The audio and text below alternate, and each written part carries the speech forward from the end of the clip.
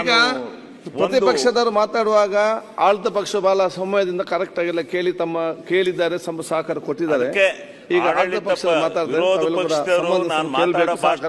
ಗಲಾಟೆ ಬರ್ತಾರೆ ಅಂತಲೇ ನನ್ಗೆ ಇಷ್ಟ. ವಿರೋಧ ಪಕ್ಷದ ವಿರುದ್ಧ ಮಾತಾಡ್ತಾರ ಶಿವಲಿಂಗೇಗೌಡರು? ನೀವು ಹೇಳಿದ್ರೆ ಮನೆ ಸಭಾಧ್ಯಕ್ಷರೇ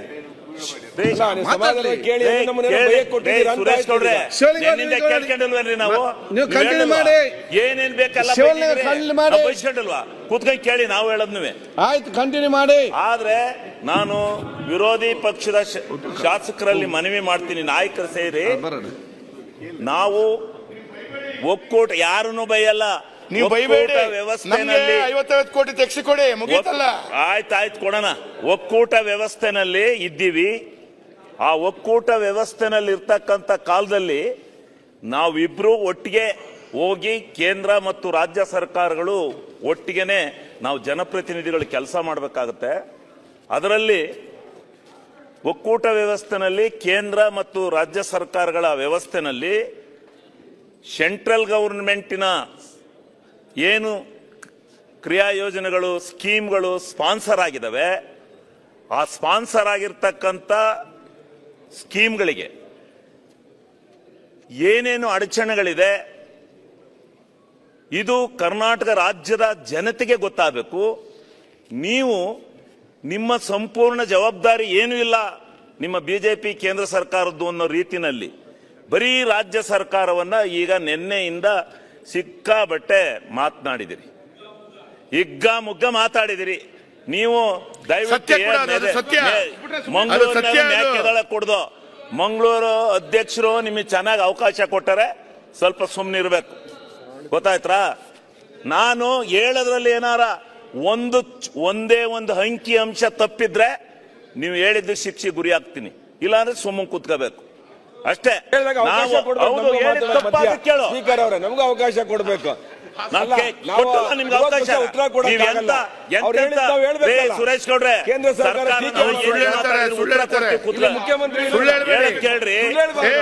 ಸತ್ಯವನ್ನೇ ಹೇಳುತ್ತೇನೆ, ಸತ್ಯವನ್ನ ಇದ್ರೆ ಹೇಳಿ, ಸತ್ಯ ಇಲ್ಲದೆ ಇದ್ರೆ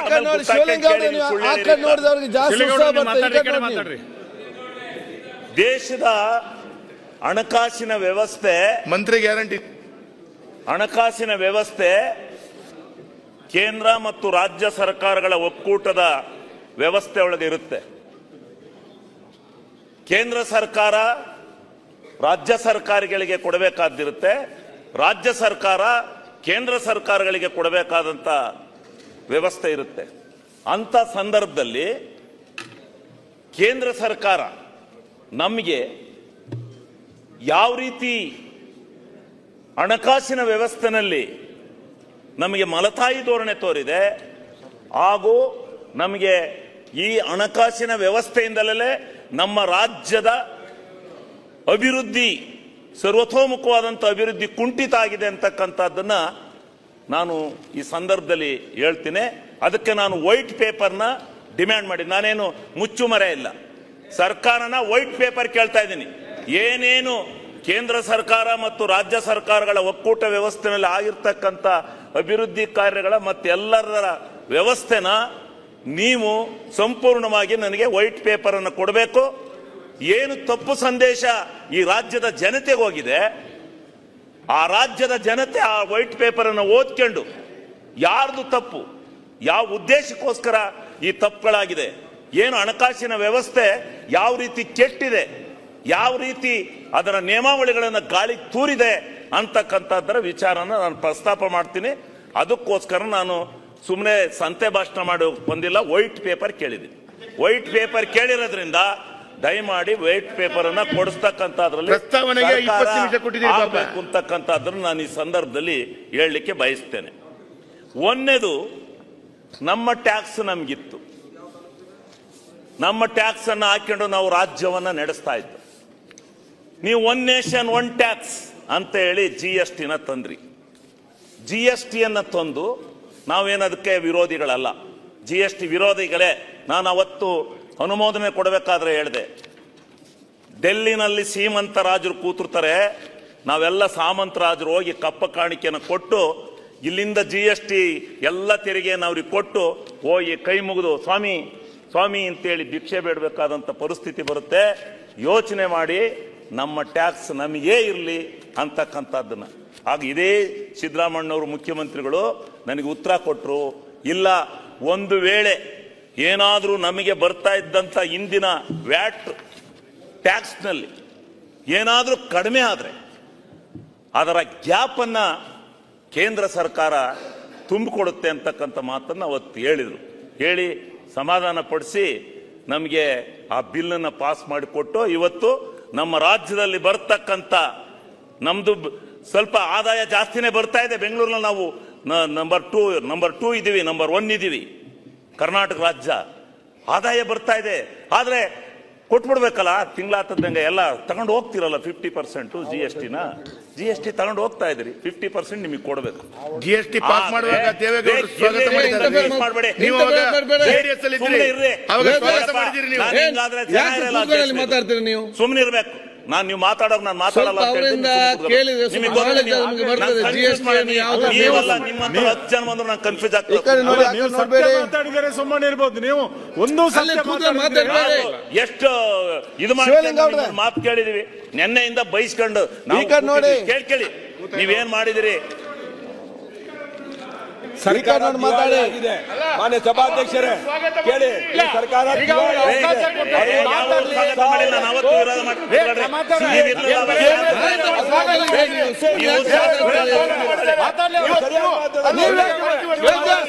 ಕೇಳ್ಬಿಟ್ರೆ ನೀವು ಕೂತ್ಕೊ. ನಾನು ಹೇಳ್ದು ಕೇಳಿ, ಈಗ ನೀವೆಲ್ಲ ಮಾತಾಡುವಾಗ ನಿಮ್ಗೆ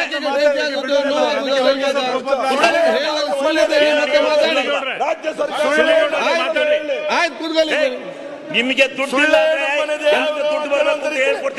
ಅನ್ನಗತ್ತೆ ಮಾತಾಡ್ಬೇಡಿ, ಕೂತ್ಕೊಳ್ಳಿ. ಆಯ್ತು, ಅವ್ರ ವಿಚಾರ ಹೇಳ್ತಾರೆ, ನಿಮ್ಗೆ ಯಾಕೆ ಇದನ್ನು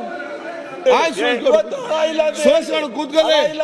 ಆಯ್ತು, ಸತ್ಯ ಹೇಳುವಾಗ ಟೆನ್ಷನ್ ಆಗ್ತದೆ. ಆಯ್ತು,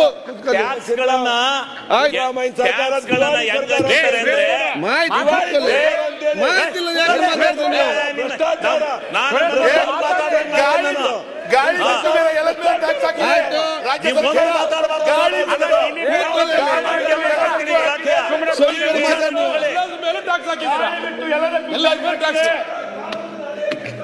ನೋಡಿ, ಗಾಳಿ ಬಿಟ್ಟು ಆಯ್ತು ಮಾತಾಡ್ಬೇಡಿ.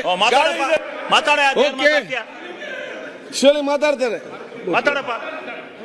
ಗಾಳಿ ಬಿಟ್ಟು ಬೇರೆ ಎಲ್ಲದಕ್ಕೂ ಸುರೇಶ್ ಕಳೆದ 2.25 ವರ್ಷದಲ್ಲಿ ಒಂದು ಶಿಲಾನ್ಯಾಸ ಮಾಡಿಲ್ಲ ನಮ್ಮ ಕ್ಷೇತ್ರದಲ್ಲಿ. ಸರಿಯಾದ ಮಾಹಿತಿಯನ್ನ ಹಿರಿಯ ಶಾಸಕರು ಕೊಡ್ಬೇಕು ಶಿವಲಿಂಗೇಗೌಡರು. ಅದ್ಬಿಟ್ಟು ನಮ್ಮ ಸರ್ಕಾರ ದಿವಾಳಿ, ಕಾಂಗ್ರೆಸ್ ಸರ್ಕಾರ ದಿವಾಳಿ ಆಗಿದೆ.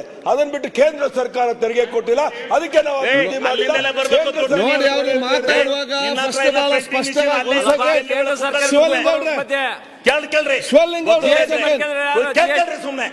ಶಿವಲಿಂಗೌಡ್ರೆ ಅವ್ರು ಮಾತಾಡುವಾಗ ಫಸ್ಟ್ ಆಗಿ ಒಕ್ಕೂಟ ವ್ಯವಸ್ಥೆಯಲ್ಲಿ ರಾಜ್ಯ ಸರ್ಕಾರ ಜವಾಬ್ದಾರಿ, ಕೇಂದ್ರ ಸರ್ಕಾರ ಜವಾಬ್ದಾರಿ ಹೇಳಿದ್ದಾರೆ. ನಿಮ್ಗೆ ಸತ್ಯತೆಯನ್ನು ಅರ್ಥ ಮಾಡಿಕೊಂಡು ಯಾಕೆ ಪ್ರಯತ್ನ ತಗೊಳ್ಳಿಕ್ಕಾಗುತ್ತೆ? ಹೇಳ್ತೀರಿ ಬಹಳಷ್ಟು